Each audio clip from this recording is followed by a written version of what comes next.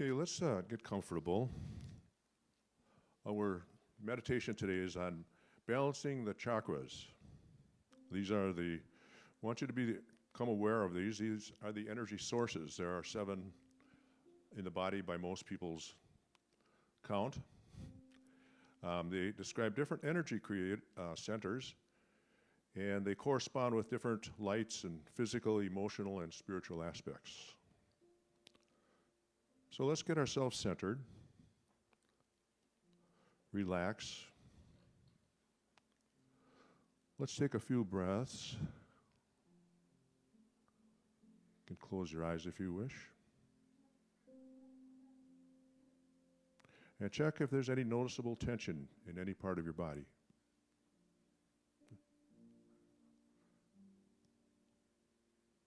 Take a quick inventory, and if there's any tension, you can release it now with the next exhalation. So just relax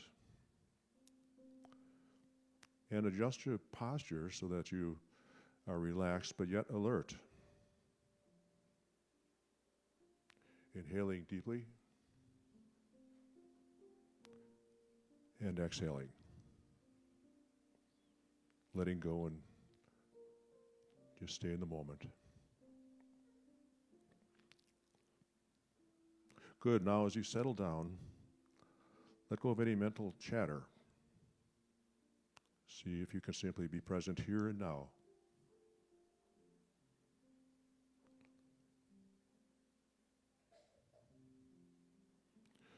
Let's move to our attention to your root chakra. That is the energy base near the tailbone, at the base of your spine. You can visualize it as a red light, slowly moving in circles around the base of your spine.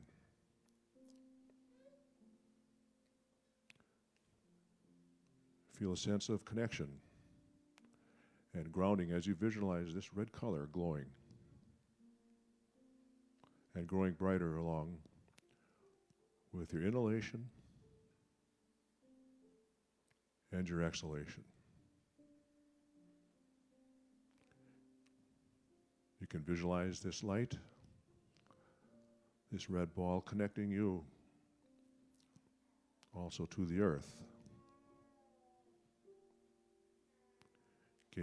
giving you a sense of confidence and security.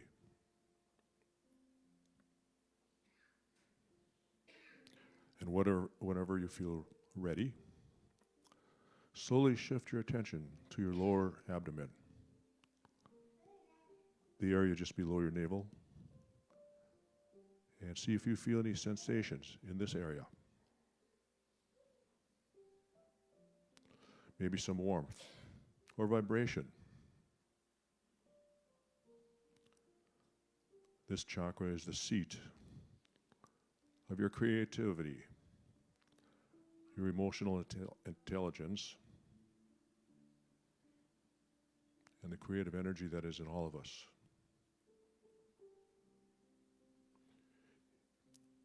You may visualize it as an orange light flowing like waves through your body.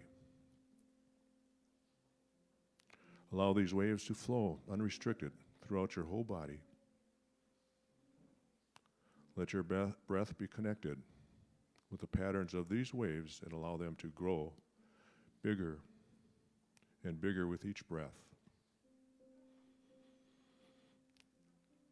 Feel the vitality and the empowerment coming from the chakra and let it flood your entire being.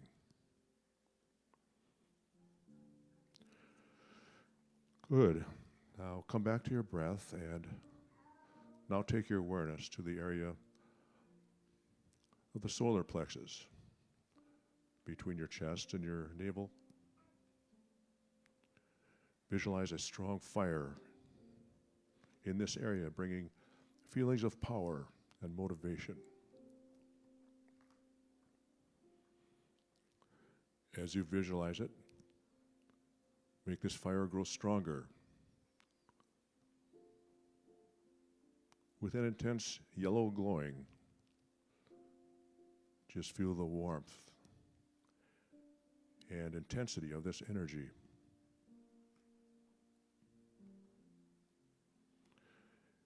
Empowering you, giving you the courage and strength to make any changes you may need to make in life. And visualize any negative emotions or feelings burning up in this fire,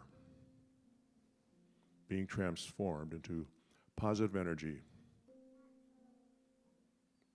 and the willpower to help others and bring positive transformation into the world. Now move your attention to the heart chakra. It's at the center of your chest. This brings up feelings of kindness and compassion, of love and care. Love and care for yourself as well as others. Visualize a beautiful green light reaching out from the center of your chest, expanding into every corner of your body. Just feel that. And beyond your body, connecting you with every other living being. Bring feelings of unity and love. Unconditional love. As this energy expands, feel its healing power. Healing your relationship with yourself and with others. Allowing yourself to forgive and let go. Bringing peace and love, connection and happiness.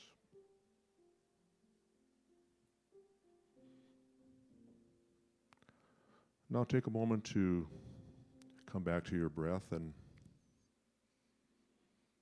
if you have any tension, release it with your next exhalation. Inhale and just relax and release. Good. Now let's move up to your heart, your throat chakra, the chakra of truth, communication, and self-expression. Breathe into your throat chakra and imagine a clear blue light clearing and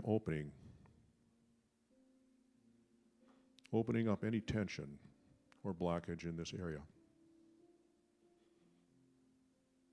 As you see it open up, feel the energy of your own truth coming up to the surface, and allow yourself to live it and express it freely. This will help you stand in your truth. Now, whenever you are ready, let's move your awareness to the center of your forehead. That's right between your eyebrows, also known as a third eye chakra.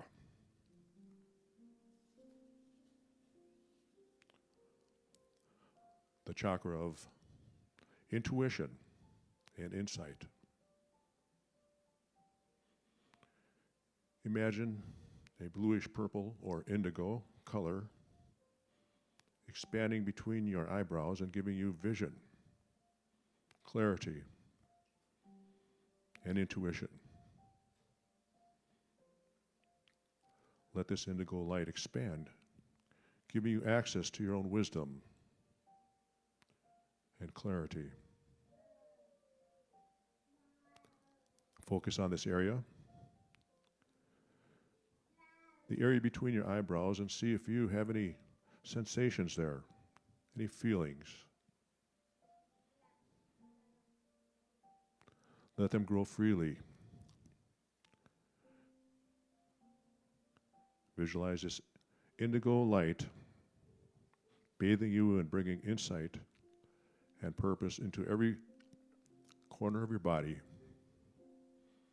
Just bathe in the light.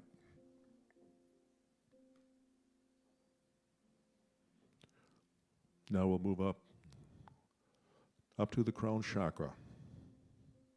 This is at the top of your head.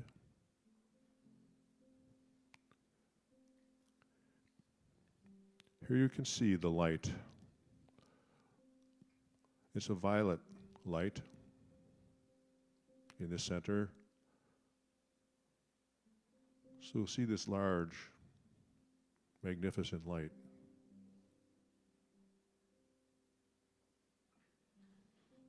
Let's bathe in this light and see this majestic violet purple circle spinning around above your head. Invite in a sense of harmony and oneness with all the other creatures in the universe.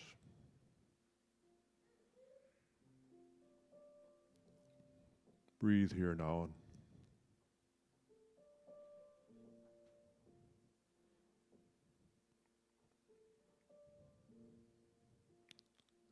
Rest in the awareness that all is well and aligned.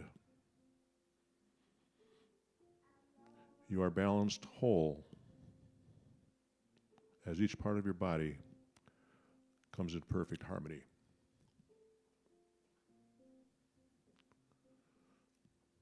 Take a few moments to just rest in this joy and this peace of being perfectly balanced. Staying in the moment of now.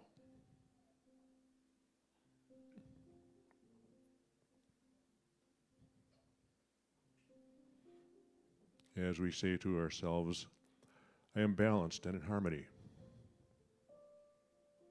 I am connected, rooted and aligned.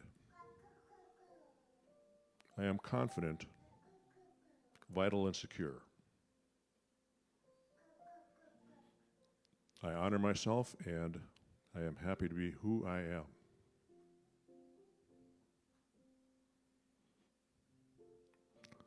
Let's end this session by bringing your awareness back to your breath for a moment. Feeling vital and at peace, healing, refreshed, and connected. This balanced whole body energy is available within yourself at any time. You can go there.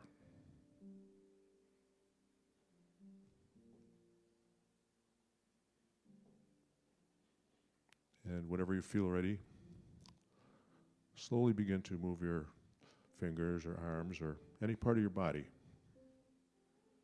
If you feel to move or stretch, and then gently open your eyes and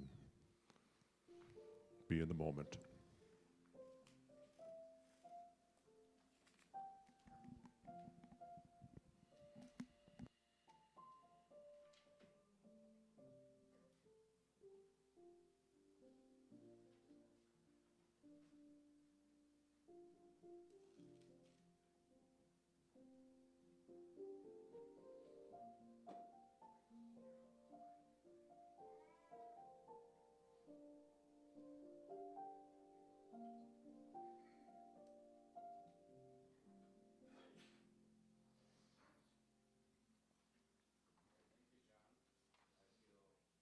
And aligned now, and meditation will be one of the things I'm mentioning today. So if anyone hasn't really had any experience with meditation, there's a little taste for you.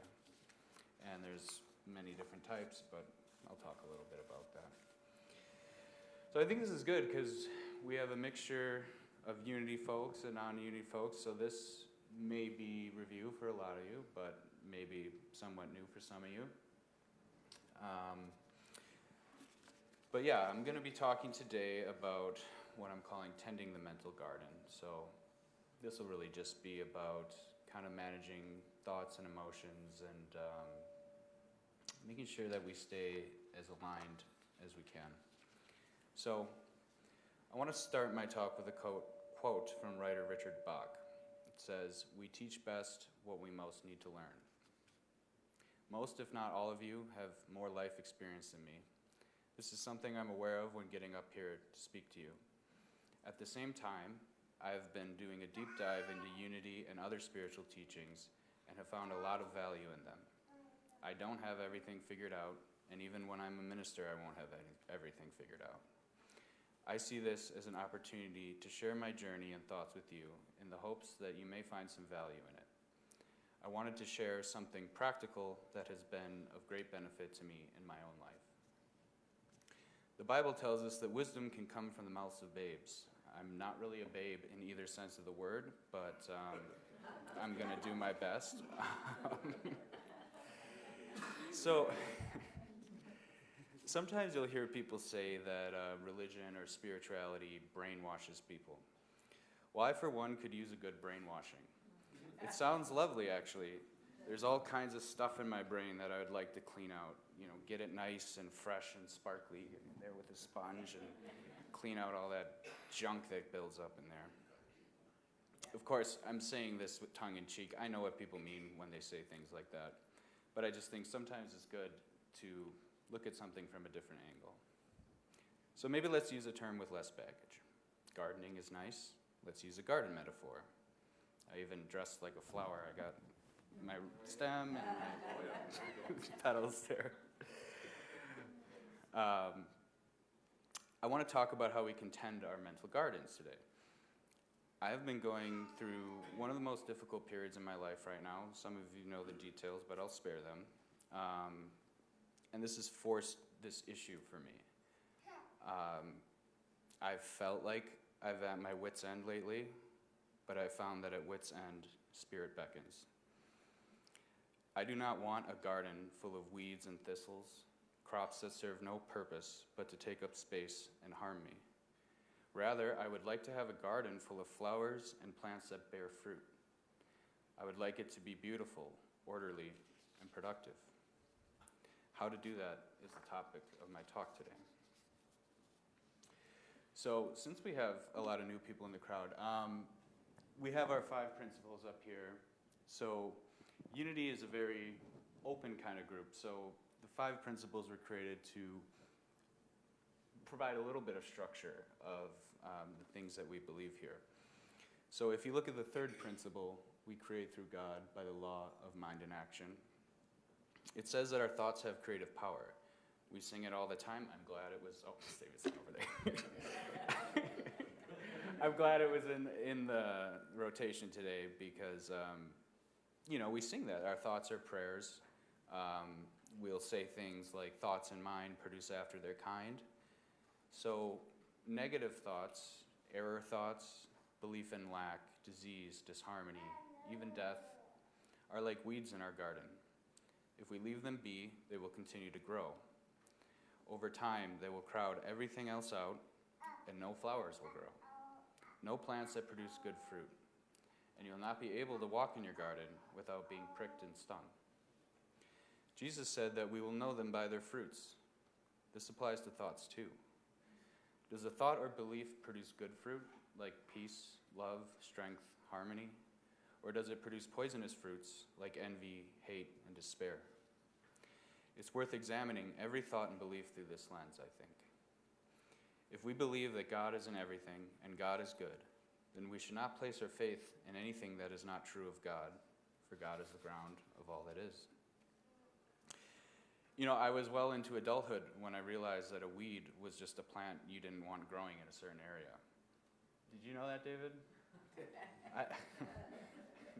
For those who don't, David's a farmer. I think he knew that a long time ago. But yeah, I just thought it was another name for dandelion because that's what we were always pulling out. But does anyone truly want to have these weeds growing in their garden? I don't think so. But what should we do about it? This is where the 4th principle comes in. So it says, we are in communion with God, prayer and meditation. So these are abbreviated to fit onto this poster, but there are longer versions. But basically, the principle states that prayer and meditation are our way to connect with God and express our true nature. You didn't think God would leave you without any gardening tools, did you? And here's the thing, we didn't plant all of these weeds ourselves. We receive programming all throughout our lives. It comes from different places. Could be churches, governments, companies, parents, friends, the culture itself. Some of it's good, But a lot of it does not serve us. And this goes to my point about brainwashing. I already have a head full of programs that other people put there. All I want to do is replace them with a better program, one that aligns with truth and my highest good. I want the Christ program.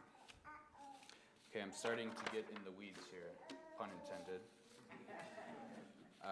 But speaking of weeds, I want to talk about denials. Denials in my metaphor is digging out the mental weeds. It's the active use of the will to cut out the bad code. I actually picture this mentally sometimes when I'm denying, like literally picturing pulling weeds out. Because you don't actually have to use words if you don't want to when it comes to denials and affirmations. The subconscious understands symbols very well. A lot of people struggle with denials, and I'm one of them. It sometimes feels like I'm lying to myself. But here's the thing. I only feel that way because I'm looking at things in the relative realm. Denials and affirmations are what are true from God's perspective, which is the highest truth. God does not experience war, sickness, death, poverty. I am not saying that we tell ourselves these things literally don't exist. That really would be a brainwashing. I'm saying that we stop putting our mental energy into these things. Principle 3 says that we co-create, and God always says yes. So if I'm dwelling, ruminating, stewing in all the evils and suffering in the world, I'm putting my attention on those things, making them more real. Attention is powerful. Think about it. It's in the words themselves. We pay attention like it's a currency, because it is a currency. And a valuable one at that. Every social media company and advertiser understands this, and they make billions from it. Don't keep in your mind anything you don't want to see more of. It's interesting because I think people understand this idea inherently. We'll talk about jinxing things and knock on wood, and I've even seen materialists do this. It's like we just can't shake the feeling that our words and intentions may actually affect things in the outer world. Principle 3 says they absolutely do, and Unity isn't the only group that says this. So, if denials are pulling weeds, then affirmations are planting flowers. First we get rid of what we don't want, and then we put in what we do want. David, can you plant your crop well without weeding first? If it probably hurts the yield, right? Yeah. So, many people will practice affirmations, but they'll neglect the denials. And for those of you who don't know, a denial is basically just denying a negative condition's ability to keep you from your highest good, denying that it's, true in spirit, although it may be true in the relative. So I strongly recommend pairing them together, and this is something I've been taught in my classes. If something is troubling you, renounce the negative thought, and then replace it with a positive one. Again, affirmations are not lying to yourself either. They're proclaiming what is true in spirit. You're taking your creative power off of what does not serve and placing it onto what does. Where intention goes, energy flows. We are simply consciously redirecting our God-given creative power into something more productive and true. Affirmations should be done in the present tense, not the future. As expressions of God, we share in the nature of God. Affirmations are claiming our divine inheritance, declaring what is already true in spirit. In the Bible, I am is the name of God. I am statements are very powerful. I am strength. I am wisdom. I am the unique expression of God that can only come into the world through me. And those would be examples of affirmations. So denials and affirmations are effective. I have experienced their power, but I think a lot of us are so used to living from the reactive mind that it can be difficult to even find the space to choose a different response. I would say this is where meditation comes in. There are many different styles of meditation with many different effects, and I won't get into all that because we want to go home at some point. But I'll sometimes hear people tell me that they can't meditate, that their mind is too active and cannot quiet down. To me, this sounds like saying, I can't do yoga because I'm not flexible enough, or I can't lift weights because I'm not strong enough. Meditation is the very thing that helps train the mind to be less reactive and busy. You don't have to sit for an hour or even 30 minutes. Meet yourself with grace and start small. Even 5 minutes a day of meditation will make a difference if done with consistency. And honestly, it can be even shorter than that. Aubrey talks to us about the sacred pause, and she practices what she preaches. I've been there at her house when the alarm goes off. We all pause, take a breath, and let it out. The board members know what I'm talking about. But that's like a micro-meditation. It's all about the mind getting practice in creating a little space between stimulus and response. That's where we can choose something different. I think another thing that puts people off of meditation is that they try a method that doesn't suit them, then decide that meditation is not for them. I would encourage everyone to explore different types of meditation to see what works for you. You don't have to be sitting on a cushion reciting mantras to be meditating. I would encourage you to think broadly. Many things can be meditative. It could be washing dishes, going for a walk, even driving, but please don't close your eyes if you're driving. Sometimes safety feature. I have lane assist and stuff, so I can zone out just a little bit, but really it's all about being in the present moment and training the awareness and attention. God speaks in the silence, and he's always speaking, but can we create the space to actually listen? Holocaust survivor and author Viktor Frankl said, quote, "Between stimulus and response, there is a space. In that space is our power to choose our response. In our response lies our growth and our freedom." This man was in Auschwitz and Dachau. He witnessed darkness that most of us can't imagine. But even in those conditions, he writes about people that were beacons of hope and kindness, whose spirits were not dimmed by the outer world. Their bodies were imprisoned, but their spirit was not. This is the power of God, the power that lives in each one of us. It's the power that Jesus showed the world and encouraged us to realize. So I want to try to tie this together. So meditation gives us practice in creating space and directing the attention. Denials and affirmations help us to remove bad programming, the weeds, and insert good plant programming, the flowers. The Unity method blends these things together beautifully in what they call the 5-step prayer process. The steps are, first, relaxation. Take deep, conscious breaths. As you relax your body and release busy thoughts, feel your heart opening up. Got a little practice with that from John. This is where we start to quiet down and feel the loving presence that is all around us. The second step is concentration. Center your thoughts on the ever-present energy of God in your life. A technique that I was taught by one of my teachers that I like is to inhale and affirm, God is, exhale, I am. The next step is meditation. In silence, experience the power of your own divinity, knowing you share all the attributes of God, love, strength, wisdom. This would be a good place to do denials and affirmations. When we're in an open and receptive state, the mind is more primed to receive input. Our statements of truth will seek deeper into the subconscious, restructuring our minds. The next step is realization. Feel a click as everything falls into place and you know all is well regardless of outer circumstances. It is done. In Jesus' words from Mark 11:24, "Therefore I tell you, whatever you ask for in prayer, believe that you have received it and it will be yours." We do not hope that our prayers will work or that our good will come to us sometime in the future.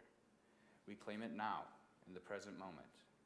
We only ever live in the present moment, after all. It is the Father's or Mother's or Spirit's good pleasure to give you the kingdom. And we know that the kingdom of heaven is within us. waiting to be expressed.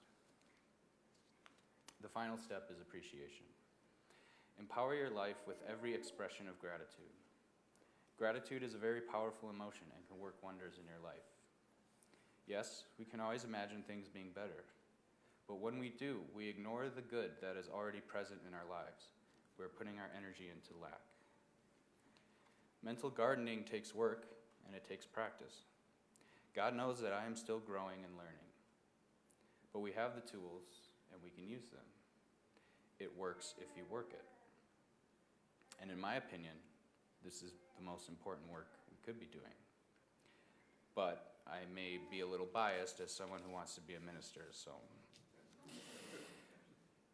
The world is always going to try to plant things in our garden, and the seeds are not always for our highest good. In our current world of AI, algorithms, bots, and information warfare, it is crucial that we tend our minds and use our powers of discernment. My vision for myself, for you, for everyone in the world, is that we reclaim sovereignty of our minds. Be vigilant for what is growing, and nip negative thoughts in the bud. It is easier to remove a seedling than a tree. And sometimes it really is a tree that we have to remove. Old belief systems or worldviews that we've had since our childhood. Many here can probably relate when leaving our churches of origin. We do have the authority in our own minds. Nothing can stay without our permission. And as we change our inner world, it radiates into the outer world. The kingdom of heaven on earth is established one mind at a time. So thank you for that valuable attention of yours. And we make our gardens beautiful and share that beauty with the world. So it is done. Amen.